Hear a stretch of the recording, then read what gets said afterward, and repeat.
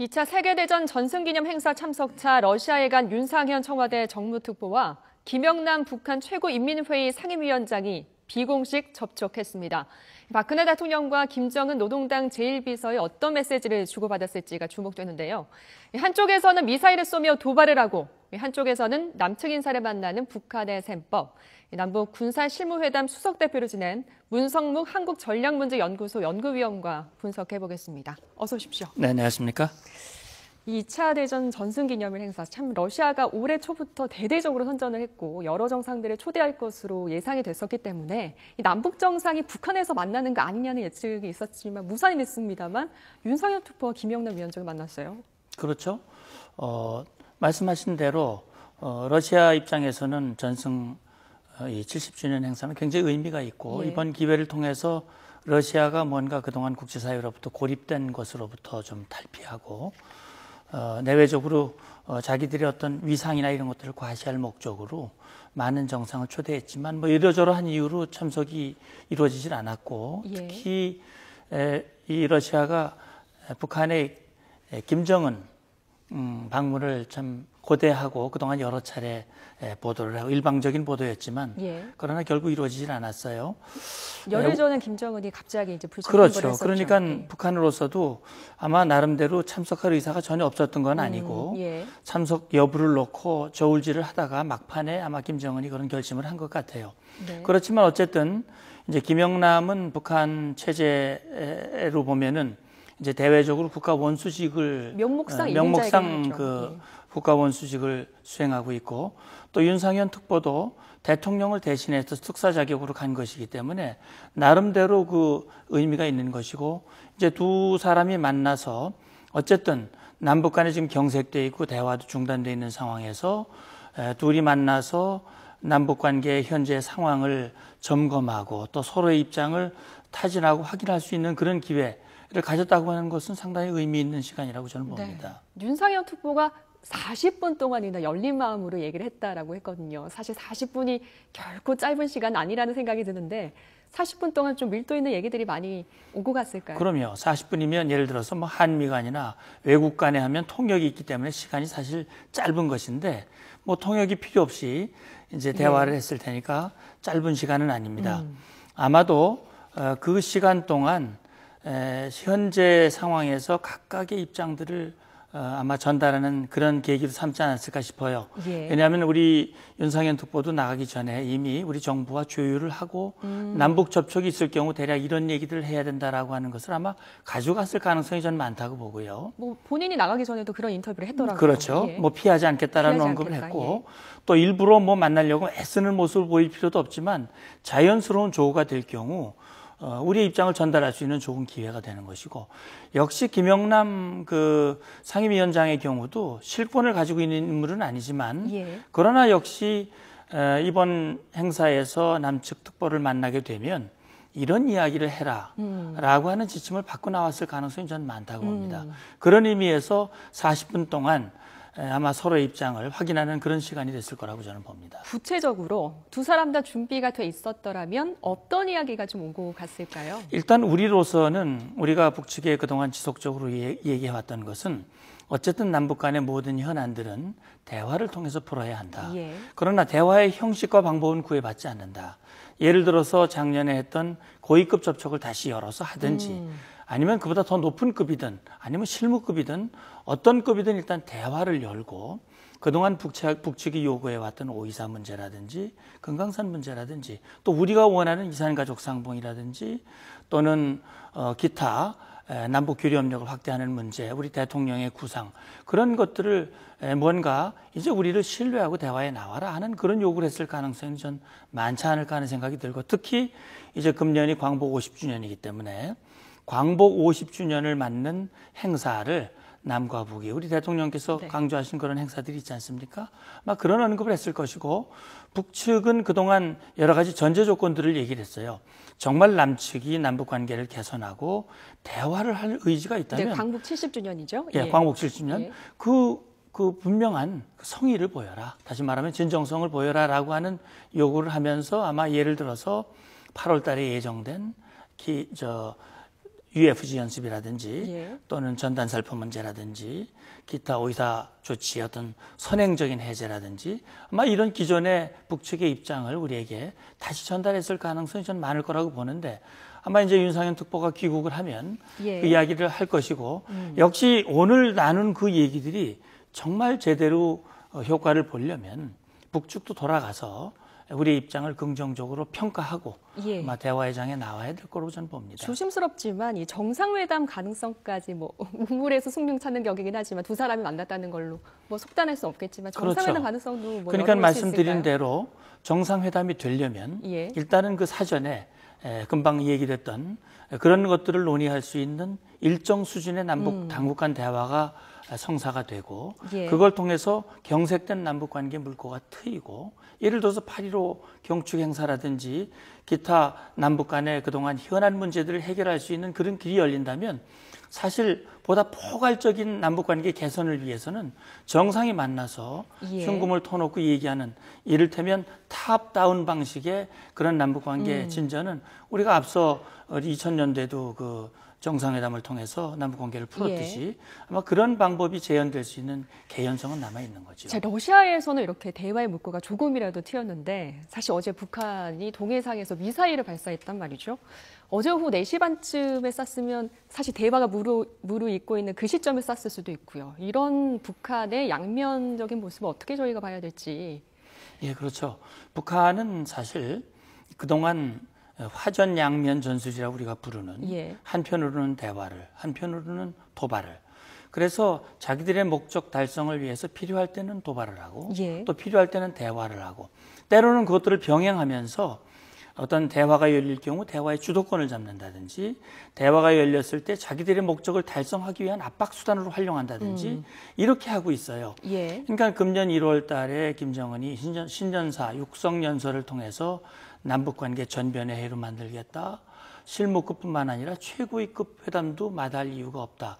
그렇게 언급했을 때는 우리로서는 아마 북한이 생각을 바꿔서 2015년에는 뭔가 남북관계를 개선하겠다. 예. 이렇게 생각했지만 이후에 많은 전제 조건을 들어가면서 지금까지도 대화가 안 되고 있는데 제가 볼 때는 그런 그 도발에 다시 말하면 그런 그 함대함 미사일을 발사한다든지 또는 수중 발사 탄도미사일 시험 발사를 하면서 예. 김정은이가 직접 지휘하는 모습을 과시하는 것들은 그것이 아마 대내외적인 그런 어떤 과시 목적이 있을 거예요. 예. 대내적으로 리더십을 과시한다든지 대외적으로 우리의 목소리를 과소평가하지 마라. 만약에 그렇게 할 경우에는 우리는 이런 물리력을 행사할 수 있다라고 하는 그런 협박. 예. 아마 그런 의도가 함께 엮여져 있는 그러니까 것 북한 같아요. 내부에서도 이렇게 대남 정책에 있어서 좀 강경한 목소리 내는 사람도 있고 대화하자 이렇게 조금 상충되는 목소리가 좀 나오긴 더 하나 봐요. 사실은 우리 예. 내부에서는 그런 것들이 있지만 예. 과연 북한에서 김정은을 앞에 두고 이렇게 하면 안 됩니다라고 김정은의 의지를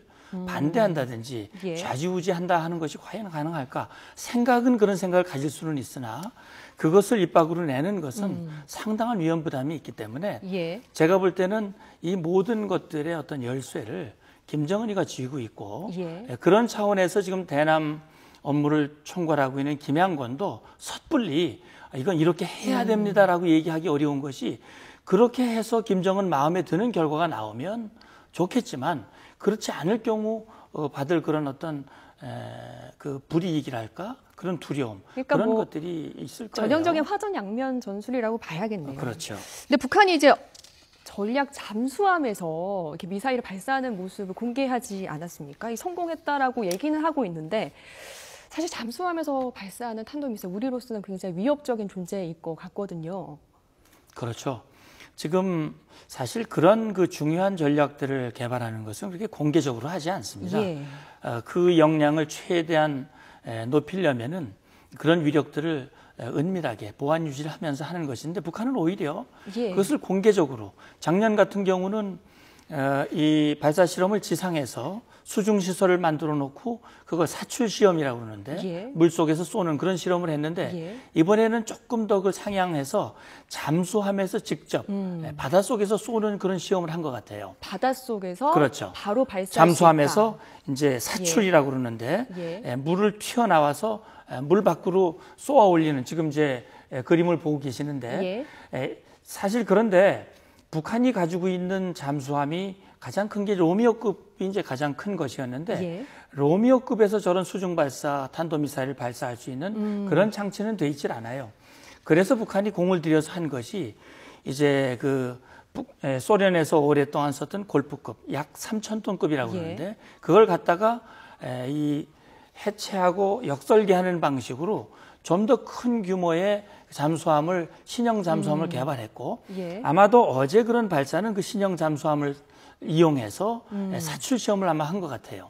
예. 그런 걸로 봤을 때 우리가 지금 우려하는 것은 어제 시험 발사는 사실 사출 단계의 발사지만 그 이후에 비행 단계의 시험을 거쳐서 네. 만약에 실전 배치까지 간다면 그것은 우리의 그 대잠 작전 환경을 근본적으로 바꾸는 것이기 때문에 우리도 작전 개념이라든지 무기 체계라든지 이런 것들에서 상당한 이제 그 변화가 있어야 될 것이고 그러니까 우리로서는 어떻게 이거에 대한 대책을 좀 마련을 해야 되는 겁니까? 예, 이제 중요한 것은 이런 거지요.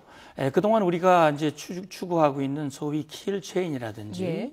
KAMD라고 하는 이런 것들은 북한이 지상에서 발사하는 미사일에 대한 탐지와 선제 타격이나 아니면 후에 우리가 상공에서 타격할 수 있는 시스템을 개발하는 것인데 만약에 SLBM 잠수함에서 발사하는 그런 탄도미사일 개발이 만약에 실전 배치 단계에 들어가게 된다면 예. 그것은 어디에서 그 잠수함이 그렇죠. 나타나서 그걸 쏘아야 할지 모르기 그러니까 때문에 뭐 굉장히 그 급박한 상황의 경우에는 뭐 남해안에 와서 이렇게 쏠 쏠 수도 수도 있는 것이죠. 그렇다면 아니겠습니까? 지금까지는 우리가 북쪽에 있는 지상시설에 대한 그런 탐지를 했다면 예. 잠수함 그런 상황이 되면 전방위적인 탐지 영역으로 영역이 발전하게 될 것이고 아마 수단도 좀 더 정밀하게 그 타격할 수 있는 다양한 수단들이 이제 개발이 돼야 되는데 아마 그런 점에서 봤을 때는 우리 한미연합 당국에서 거기에 대한 철저한 대비책 그런 것들은 아마 강구를 하리라고 어쨌든 저는 우리 생각합니다. 청와대도 즉각 국가안전보장회의를 열었어요. 대응 방안을 논의했는데 어떻게 보셨습니까? 예,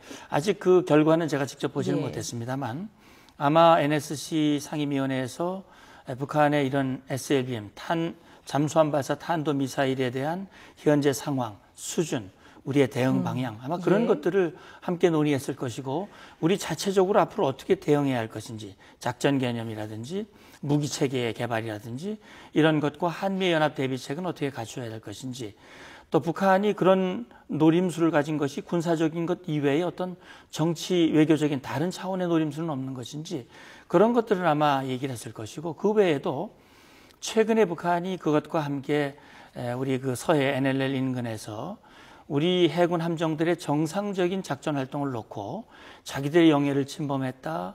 예. 그럴 경우 자기들이 예고 없이 타격하겠다라고 하는 협박을 직접 우리 NSC를 향해서 그 전통문을 보내고 또 공개적으로 그런 것들을 발표를 했어요. 예. 그래서 그런 것들이 과연 어떤 의도냐? 저는 그렇게 봅니다. 일단은 북한이 그동안 NLL을 무력화해왔고 예. 한동안 좀 뜸했어요. 작년 10월 달에 좀 상당히 그 논란이 됐다가 요 수개월 동안은 좀 뜸한 편이었는데 요즘에 또 최근에 다시 도발을 그런 하기 것을 한 시작했었죠. 것은 자기들이 주장하는 소위 경비 개선을 기정사실화하고 우리 해군 활동을 위축시키고 NLL을 무력화시키고자 하는 그런 의도와 함께 우리 남남 갈등을 유발하는 예. 그런 다분히 정치적인 의도가 저는 담겨져 있다고 봅니다. 네, 이런 와중에 또 민간단체들이 7년 만에 6.15 남북 공동선언 기념 행사를 같이 하기로 했었거든요. 거기에 대한 의미를 어떻게 보고 계시는지요? 예, 그렇죠. 아마 우리 당국에서도 우리 민간단체에 그 대북 접촉을 승인했거든요. 예, 그리고 만약에 정치성을 배제한 그런 순수한 민간 행사라면 진지하게 검토해서 예. 아마 긍정적인 결과를 가져올 수도 있다. 그렇다면 6.15는 북한이 굉장히 공을 들이고 있는 것이거든요. 예. 그래서 6.15 행사에서 잔추가 잘 풀리게 되면 그것이 이제 8.15라든지 그 이후의 남북 관계를 열어가는 어떤 이 단초가 될 수 있다고 하는 점에서 저는 나름 의미가 있다고 보고 그렇다면 이런 민간 단체들, 우리는 민간 단체지만 북한 측에서 나온 그 단체들은 사실 민간이라고 보기 어려워요. 예. 그런 점에서 봤을 때는 북한이 이것을 뭔가 남남 갈등이라든지 정치적인 악용의 의도를 배제하고 정말 순수하게. 남북 대화와 예. 접촉을 확대하는 그런 계기로 삼는다면 남북관계 발전에 아마 순기능을 하리라고 저는 그렇게 봅니다. 네, 북한의 도발 속에 윤상현 특보와 김영남 위원장이 만났습니다. 그 의미 한번 짚어봤는데요. 문성묵 연구위원이었습니다. 오늘 말씀 고맙습니다. 감사합니다.